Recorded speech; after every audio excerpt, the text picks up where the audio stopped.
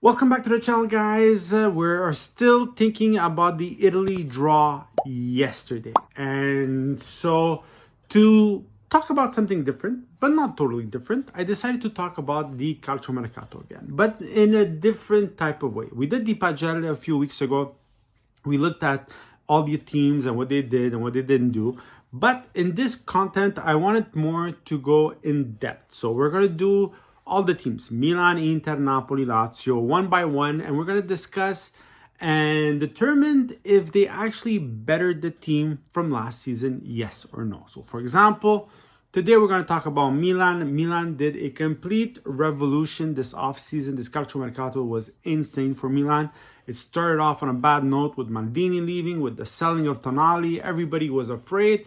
But at the end, guys, they brought in 10 or 11 new players. And guys, a complete revolution. The team is completely different. And they brought in some good talent. And so we're going to take a look every single position on the field. For example, we're going to look at the goalies, the defensemen, the midfielders, and the attackers. We're going to give it a grade. And at the end, we're going to say, do we think that the team is better or not? And so in nets, guys, Mike Maignan, of course, you can't upgrade Mike Maignan. Mike Maignan, if he's healthy, top 5 in the world, you didn't have to touch that. You didn't touch that. You decided to keep him. You said no to big offers. But you did improve the number 2 position. You got Tatarusano, his contract ended. He left. You brought in Sportiello on a free transfer. Guys, Sportiello is a good second goalie. He played a lot of minutes in Serie A, played as a first as well in Serie A. He has that international experience a bit as well. So I think the team will be more confident in playing in front of Sportiello than they did Tatarusano. We saw it last season. Wasn't the best period when Tatarusano was number 1. Guys, Sportiello, if something happens to Maignan, I am more confident in Sportiello. Yes, they kept Mirante as number 3. Vasquez has gone as well. So overall, I'm going to give this upgrade a 7.5. I think Sportiello is way better than Tatarusano, and I think the team in front of him will play a lot better than what they did with Tatarusano. In defense, guys, in defense, we saw Gabbia move on. He went on a loan to Villarreal. We saw Dest go back to Barcelona. Ballo Touré on the final day moves on to Fulham. Guys, and they only bring in Pellegrino. Now, I think numerically, somebody on the left they should have brought. Honestly, I think they should have brought somebody. And center back wise, I think they should have brought somebody with a bit more experience, a bit older, that can calm that defense down. Because right now, guys, the way I see it and the way I think Pioli sees it is that Calabria and Kalulu are going to alternate. In the center back position, you have 4 center backs right now. You have Tomori, you have Kier, you have Tia and Pellegrino. And on the left-hand side, you have Teo. And I'm thinking he's going to play either Florenzi or Bartesaghi if he calls him up, guys. That's the way I see it. I think, honestly, we needed somebody else as center back. I think we're lacking in that department. We see it sometimes. The defense is very shaky, guys. So I think something should have been done in that position. So for that Mercato, yes, you got rid of Balotire. Yes, Dest left.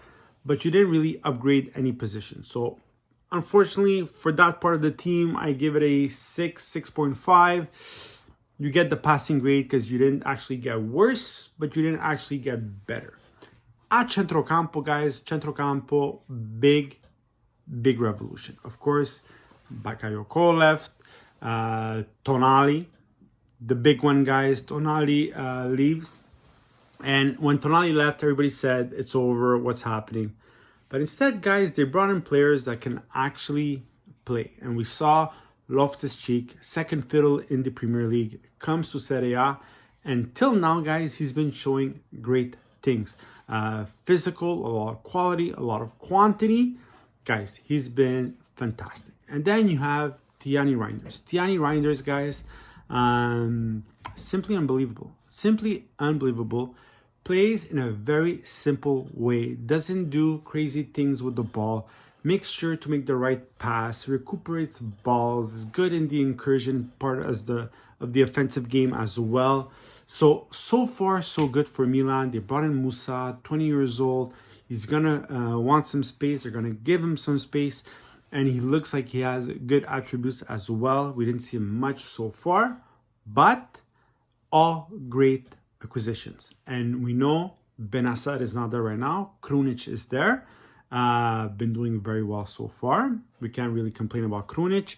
Benacer, when he's there and the centrocampo is made with all the key components, I think we're one of the top centrocampos in Serie A, guys. Honestly, if Tiani Reinders and Loftus-Cheek continue going the way they've been going, it's going to be a very good campionato for Milan. Up front, I'm going to give it an 8. 8. Centrocampo, 8. Guys, up front, what can we say? The biggest redo, the biggest revamp was done up front.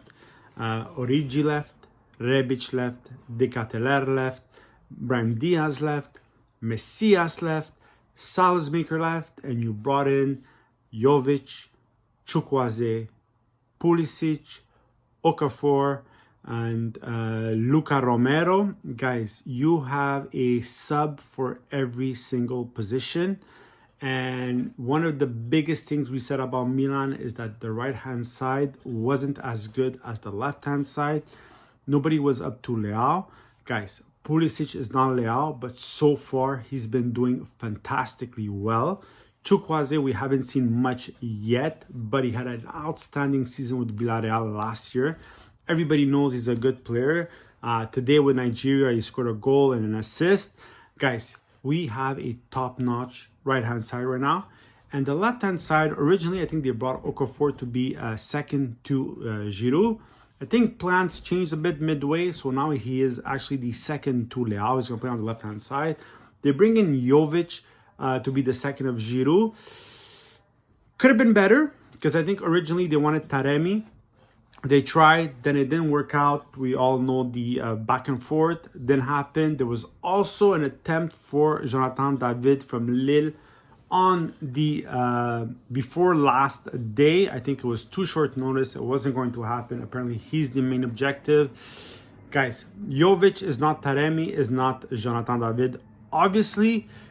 But, in my opinion, as good as Daka and Rafa Mayer Pabler, whatever his name is, from Sevilla, who's on the bench and they wanted to get on the last day for 15 million euros. No. Jovic last season with Fiorentina, 13 goals in like 50 games, had a couple of assists, I think, as well.